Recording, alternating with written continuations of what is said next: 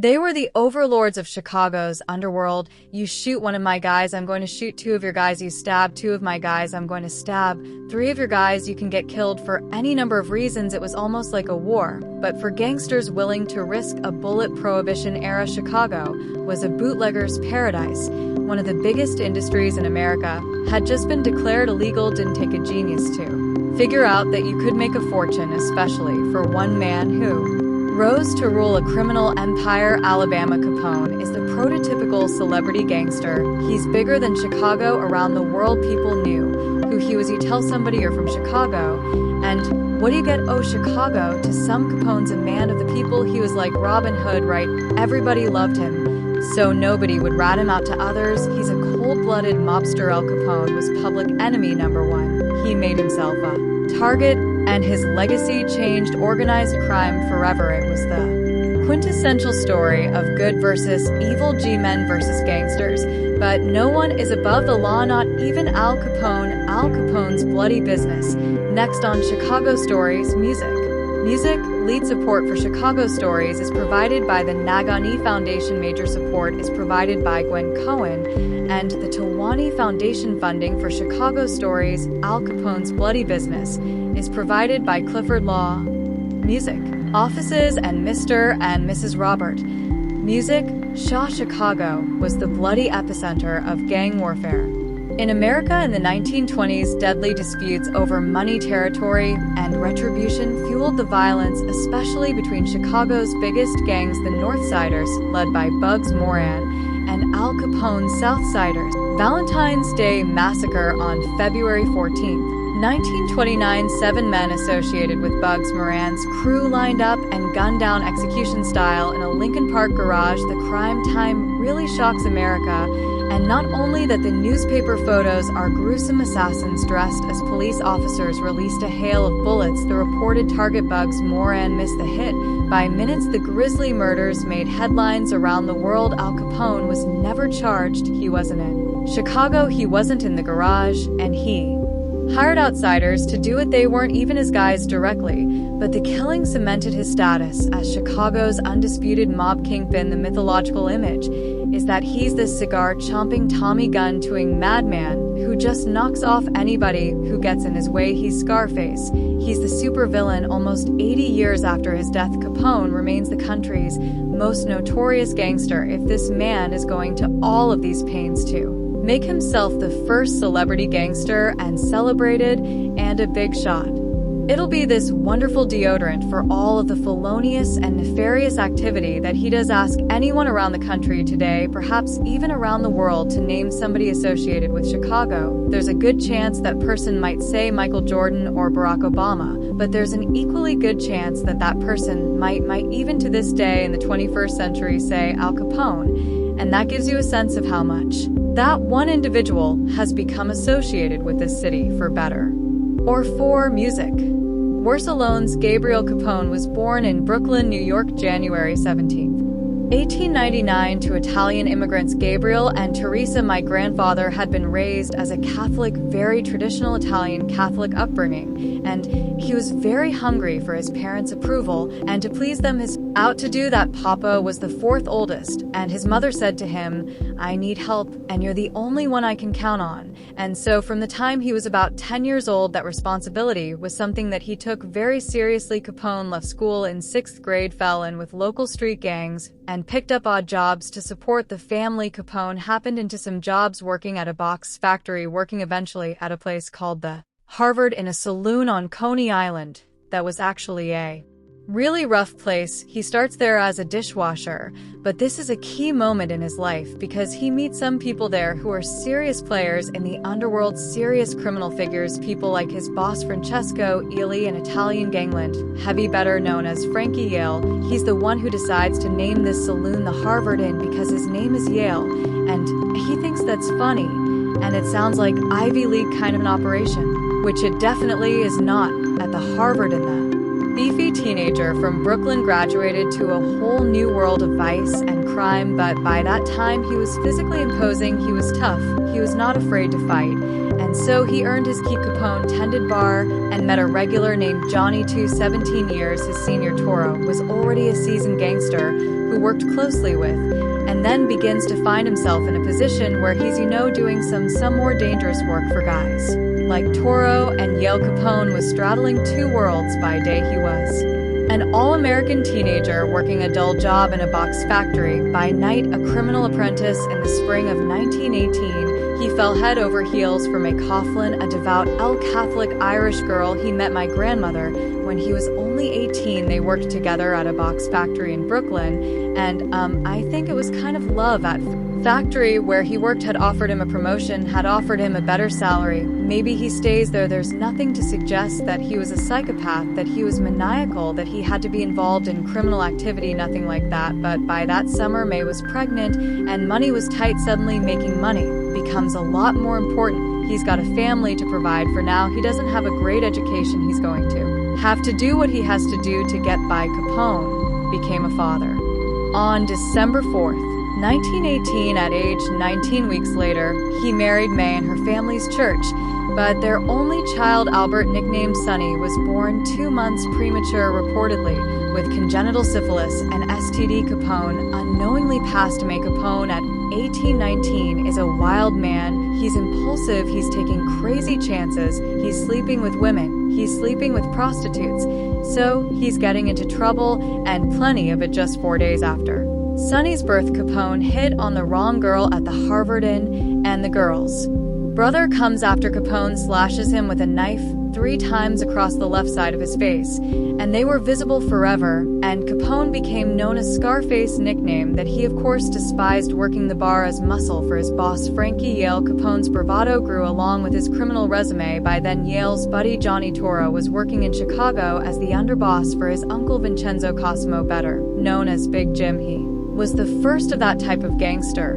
but what Chemo really was, everybody thinks gangster, and he was more of a pimp. Johnny Toro recognized talent. There's plenty of suggestion that he might have been so. He's living on the edge. He was only 20 when he left Brooklyn and went to Chicago, and then started sending more money back to the family in Brooklyn until ultimately he could afford to bring my grandmother and my father out. Capone's father, Gabriel, died 1 year later, leaving Al as the breadwinner for his whole family, and May's he suddenly thrust into adulthood, literally scarred by this period in his life. So all of a sudden childhood is over, and manhood has begun in the most violent way. Capone's surrogate fathers and the mob would step in and shape his future. 2 big figures who play a significant role in his life are Big Jim Cosimo and Johnny Toro, both older men, both people who figured out how to make money illegally in Chicago. 20-year-old Capone embraced his new bosses, Big Jim and Toro, under their tutelage.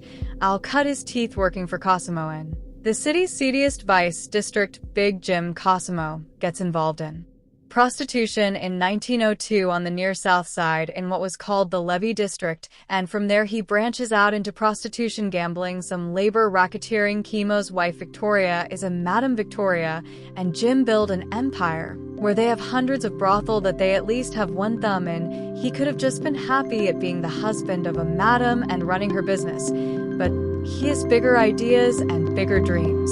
Cosimo was already making millions from his brothel, but he also wanted political clout. The city's biggest pimp capitalized on a partnership with 2 of Chicago's most corrupt aldermen, John Bathhouse Coughlin and Michael Hinky Dink Kenna, who ran the red light levee district of the South Loop. The best investment you could make as a criminal was to buy police, politicians, and judge. Veneer of legitimacy plus protected status from police raids on his Bruce. Chemo was probably the most important underworld figure in Chicago before Capone and Toro took over, but police didn't protect him from violent criminals. Cosimo, Bruce, and rackets reportedly raked in $50,000 a month, at their height more than $750,000 in today's dollars, making the barrel-chested vice lord a perfect target for a group of deadly Italian extortionists known as Black Handers. You get this letter and signed accept.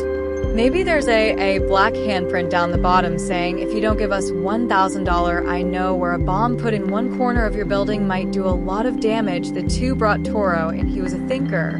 He was a businessman. They killed the people who were trying to extort Chimo. The perfect name for Johnny Toro was the fox. He was cagey. He was very, very, very meticulous with his extortionists dead and Toro's protection big. Jim Cosimo lived it up. Big Jim Cosimo favored white linen suits and suspenders studded with diamonds. He was called Diamond GY because not only did he always have a pocket full of diamonds, he'd take them out and play with them. If you were a big shot in Chicago and you wanted Italian food, you went to Chimo's American Cafe on W. Bash. All the opera singers, all the baseball players, all the prize fighters went there as a measure of gratitude. Cosimo let Toro run his own gambling joint in Bro the Four Deuces on the near south side, and Toro assigned Capone to work the door.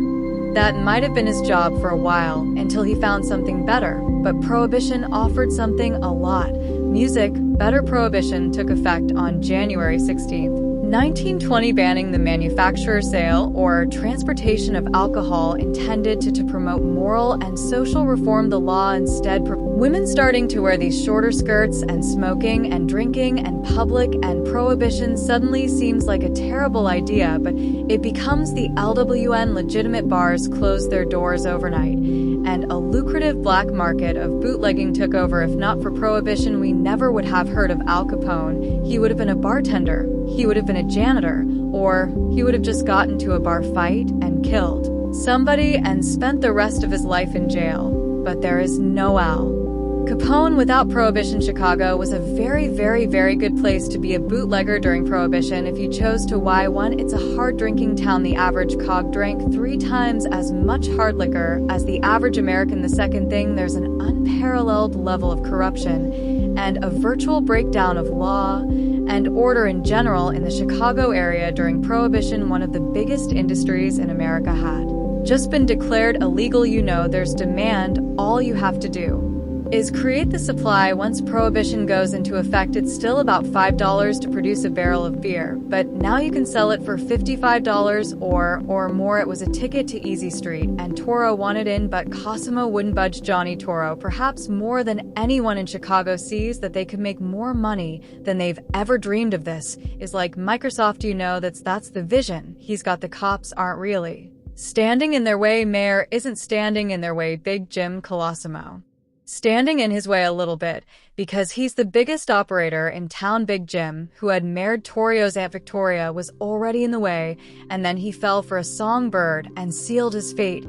He started running around with a singer by the name of Dale Winter, and Johnny Toro, now that this man has very, very unceremoniously divorced his Toro called in a favor from Frankie Yale in New York, his old friend from the Harvard in days. On the afternoon of May 11th, 1920, Yale strolled into an office across the street from Chimo's Cafe and fired a .38 caliber slug into the base of Big Jim's brain. And so, when the police couldn't find any witnesses to testify about the murder of Big Jim, the newspaper started to refer to this as a case of Chicago amnesia. Rumor surfaced that Capone was in on the hit. No one was ever charged. Shortly after Chimo's death, Toro inherits his operation, and he soon begins to expand beyond the vice of the era, primarily gambling and prostitution, to include bow-legging. Toro designated Al Capone as his right-hand man. It's almost like he was born for this.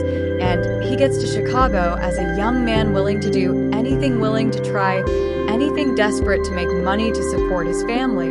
And he's got connection to the guy who may be the most important figure in the Chicago criminal world. But the competition for bootlegging was fierce. At the start of Prohibition, there were some 12 major bootlegging gangs in Chicago. Most worked as allies for either the Torrio Capone outfit on the South Side or Dean Oben's North Siders. Unlike the East Coast Mafia, most Chicago gangs were ethnically diverse. Going back to when Jim Cosimo founded that gang, it was never an all-Italian gang. The North Side gang was never an all-Irish gang. There were Poles, there were Jews, there were Germans, a Scandinavian, or two. It's a misnomer propagated by people who don't about Chicago. Though alliances shifted, often Toro brokered a peaceful coexistence between the factions. Toro, always famous for using the phrase, you know, we don't want to have any trouble if we can help it, and I I think that's probably where Al Capone learned his own diplomatic skills from. He thought happening Toro and Capone patchworked a vast network of breweries, distilleries, and amateur bootleggers. You had people making stuff in their bathtubs, imports coming in small boats from Canada.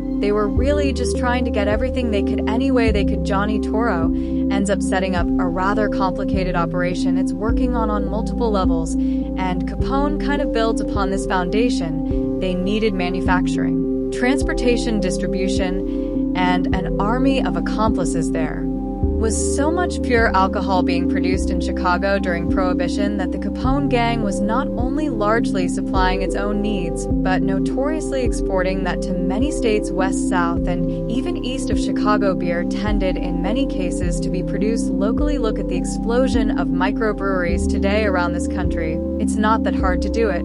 So the Boers had some people who knew how to make beer. They'd put up some copper kettles, they'd start churning out beer, and they'd keep doing it there until they were raided. Though police raids were a constant risk, Toro and Capone had friends in high places, and Chicago's Mayor Big Bill Thompson was more than happy to turn a blind eye. He was bought and paid for by Capone. He had a picture in his office of Al Capone. And then it just trickles down to your leadership, your aldermen, your department heads. If they're not playing, they're not in those jobs. Plain and simple, with AM in their back pockets. Toro and Capone cranked up production. At the time that national prohibition went into effect, there were about 60 breweries in the city of Chicago. They all have to shutter and close down. Capone began acquiring breweries, and Chicago's new booze barons had major transportation advantages that bootleggers in smaller cities didn't have. Chicago was the center of the railroad industry. It had access to the Great Locks. It had access to industry, also to a fleet of trucks ideal for shipping booze. Drinking alcohol was not illegal, but selling it, manufacturing it was. So if you could find a way to get it, you were fine to drink it. So suddenly, there's an enormous incentive for folks who have not much to lose. Capone later boasted, "I give the public what it wants. I never had to send out high-pressure salesmen. I could never meet the demand." And the profit rolled in 1924, 5 years after Capone came to Chicago. The federal government estimated Capone and Torio's operations brought in a staggering $7 million a month. And by that time, he could afford to bring the whole family. It was a two-family house, but his mother, his other siblings, my grandmother, my dad, all lived in the same house. The classic Chicago two-flat bungalow on the city's far south side was a modest safe haven for Capone's loved ones. His business life, his professional life was outside the home. And when he came home, it was all about family and sitting at the table.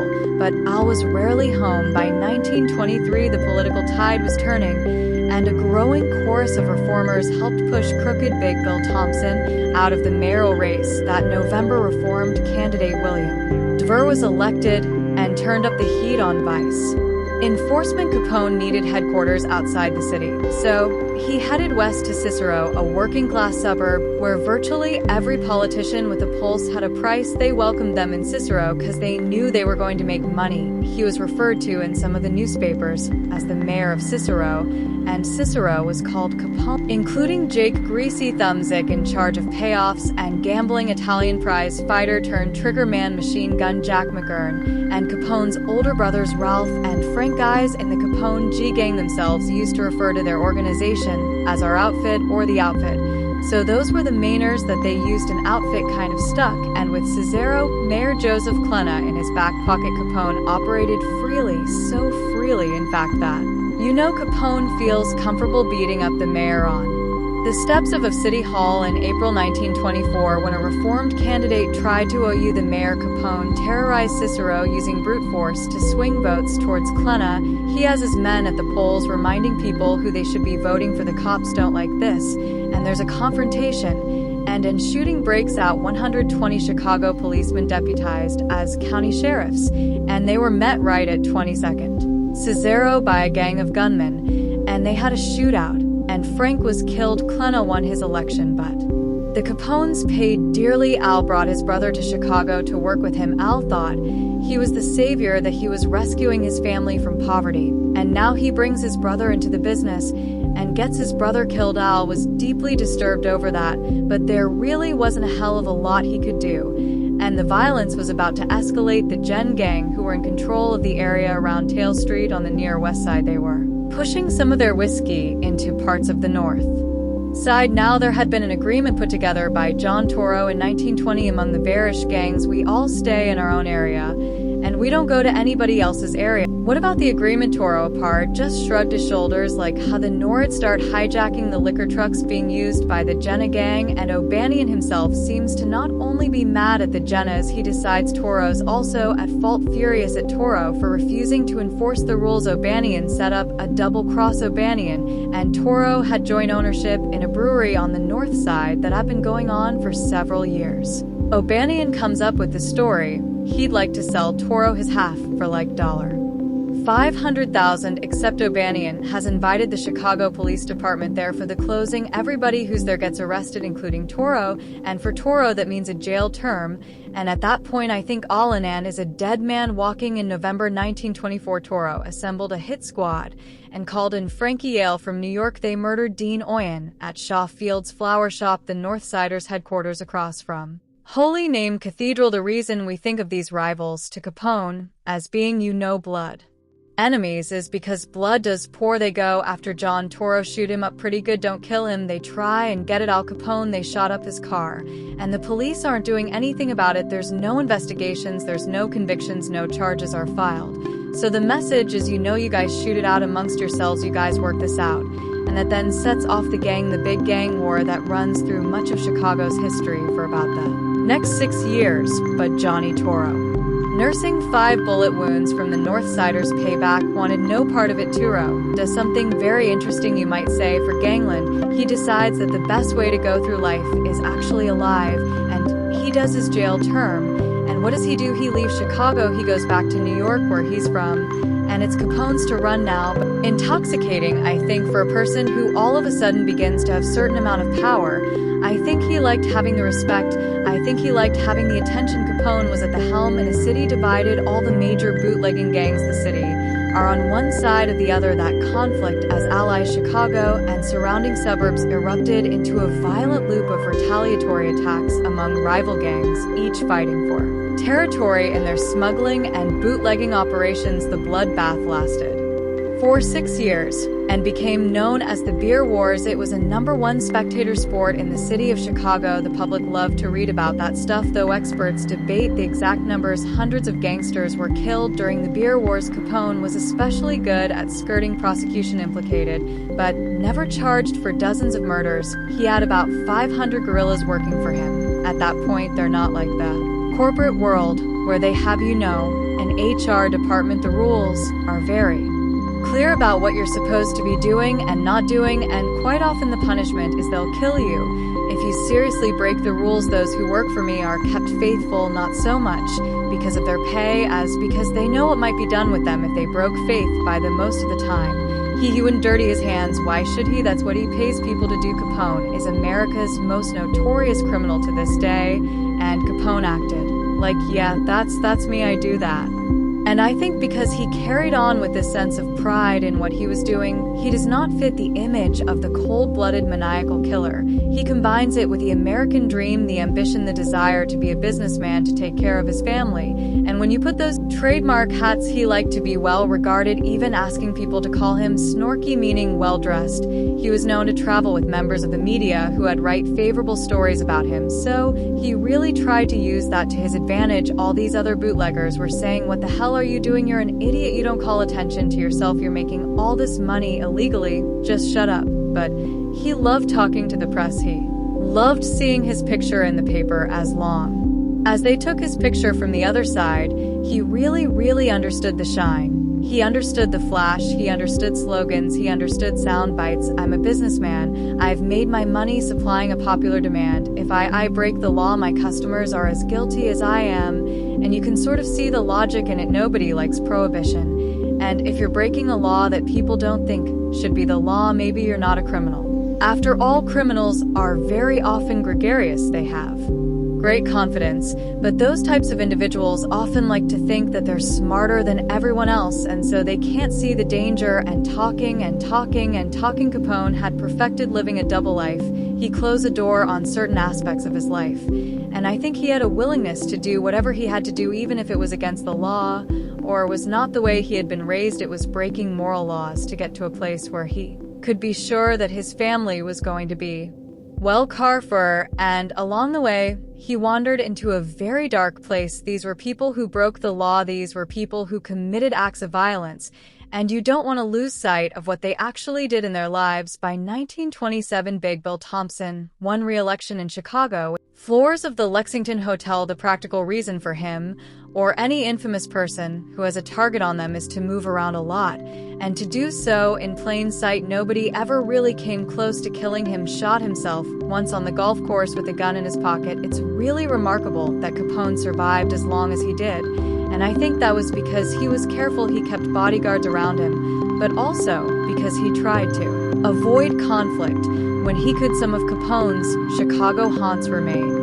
To this day, the Blackstone Hotel barbershop marble with no windows hosted haircuts and outfit meetings, and underneath Chicago's L Tracks, the Exchequer restaurant, originally the 226 Club, where patrons sipped liquor and teacup downstairs, and upstairs 100 years ago, like Al Capone, you could have come up here and enjoyed something off Eminu, because this was a brothel in case of a raid. The club offered another secret.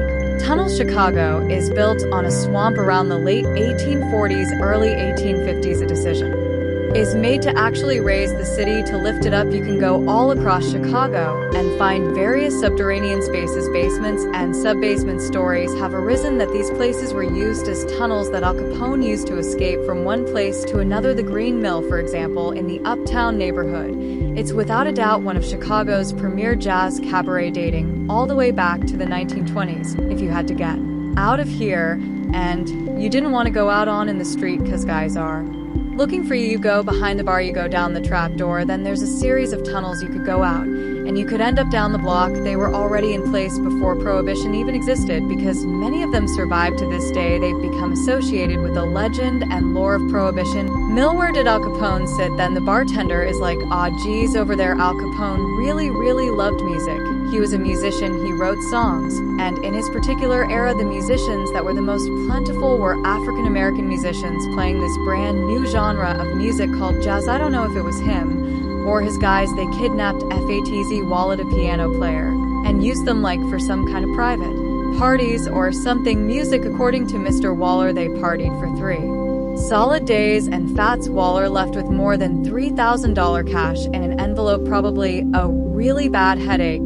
Too legend that I've heard we'd have a girl in a room, and he wants to, make out and everything, and he'd hire like a little combo, and they'd be behind a curtain playing music to make it romantic in the room. By the late 1920s, Capone was filthy rich. The federal government estimated that in 1927, the Capone gang's total revenues were $105 million. A big part of it goes into the pockets of people who need to be bribed. Many people within the Chicago Police Department, many judges, many politicians. So the Capone gang in toto might have had profits around $15 million. Al Capone's personal income might have been $1-2 million a year, maybe a little more in today's dollars. That's $15 to $30 million a year. And Capone blew right through it. Al Capone had enormously expensive tastes, from custom-made silk underwear made for him at Marshall Field, to box seats everywhere, to traveling all over the place, to having his own railroad car, his private island resort in Miami. I think Al Capone's view of the world was, I got a lot this month, and there's going to be more next month, and the month after there's always going to be more. He flashed a lot of jewelry, particularly diamonds, and he enjoyed the finer things in life, find automobiles on lavish things, and he spread the wealth perhaps strategically. He was like Robin Hood, right? Everybody loved him, so nobody would rat him out. And I think that's what drove law enforcement crazy, because not only did his granddaughter see that he had a big heart, but he showed it to his neighbors and to his friends and that's what buys respect, not authority. I don't think he genuinely thought that he was a hero or that he was a Robin Hood. I think when he sets up the soup kitchen, it's mostly done for public relations purposes, and one of the reasons that people who knew him and loved him were able to compartmentalize this guy who is a crazy murderer is because, wow, he's really a nice guy. Capone became the world's first celebrity gangster and a household name in Hollywood. Charismatic gangster types replaced classic leading men. A Through line that carried even into modern film, they clearly recognized that he was an iconic figure that we could not necessarily relate to, but we were all fascinated by I run as out me Al what they got the shipment, what hey look at they got machine guns you can carry hey Johnny look what I got I want him dead, I want his family dead, I want his house burned to the ground, I want to go. We always have this tension in American society. Once something becomes familiar, once we turn it into a TV show and a movie, we get to know that version, and we forget the truth, this whole thing. About Al Capone, you know what's true, what's not true, what's legendary, what's fact. I just go by the man who shot Liberty Valance movie. When the legend becomes the fact, print the legend, because that's what everybody wants here. But on February 14th, 1929, Capone's larger-than-life public popularity evaporated. The St. Valentine's Day massacre sent shockwaves throughout mayor, etc. They don't seem to be able to do anything about this guy. Some of Chicago's citizens went to Washington, D.C. and said to the President of the United States, "Can you do something about this guy Capone? This is a problem." I don't think Capone had anything to do with the Valentine's Day massacre. We know for a fact that he wasn't there. He was in Miami when it occurred. He knew that the FBI and the IRS were breathing down his neck. There's just no reason to think that he would have ordered this hit. There's just no logic to it. He didn't go in there and shoot those guys himself. He made sure he was out of town, and he didn't use faces from his men, from his gang, whose faces will be recognized by the North Side gangsters. But it was definitely a Capone operation, but we'll never know for sure because the crime all these years later remains unsolved, while Capone's involvement has ignited historical debate for decades after the massacre. Newly elected President Herbert Hoover leveled a mandate at Capone. He wants to send the message that he's going to be tough on crime, and what better way to send that message? Take out the most famous criminal in America. Al Capone became public enemy #1, and really once he started to lose control of the public's opinions on that, news attention turned negative, and it stayed negative, and that certainly hurt him as he went along. They've hung everything on me but the Chicago fire, and we know he was never convicted of murder, or he was never convicted of breaking the bootlegging laws, although he did it. Thousands of times the feds tapped Prohibition agent Elliot Ness to raid Capone's breweries and distilleries. Ness and his incorruptible agents did rack up Prohibition charges and cut into Capone's profits, but Ness didn't mastermind Capone's downfall like books and movies, reporters to come with him, and getting his picture taken among the broken bottles of beer. So he's very good at public relations, but he's not making a dent in the Capone operation. There's no way to really tie him even to the bootlegging because there's no books. Instead, it was a dogged United States attorney in Chicago named George E.Q. Johnson who went to work on a new yet decidedly less sensational angle, pinning Capone on tax evasion. The job falls to the accountants for the IRS, so us attorney George Johnson makes the decision that tax charges are the best we can do. I'll take it, anything just to get him in jail and get him off the streets. In February 1929, prosecutors got an unlikely break when Capone was subpoenaed from his Florida home, wanted for questioning in a small-time bootlegging charge in Chicago. Now, Al Capone's private attorney filed an affidavit with the court from Capone's doctor. That affidavit said that Capone was too ill to travel and had been laid up in bed for 6 weeks. The U.S. Attorney's Office called in the FBI to determine, was this true, or was Al Capone lying? FBI agents headed to Miami and discovered Capone wasn't laid up. He was living large, spending his days at the racetrack and on fishing trips. Capone testified in Chicago 3 weeks later. As he was leaving the courtroom, he was arrested on contempt of court charges. He did bail out for $5,000, but then he went on 2 months later to be arrested in Philadelphia on weapons charges with his bodyguards. So he did approximately 1 year in a Philadelphia prison. It was just the beginning of the end for Mr. Capone, but hard time was different for Capone than most prisoners. Capone had a way of winning over his wardens. He would let them borrow his car. He would pay them to allow him certain luxuries.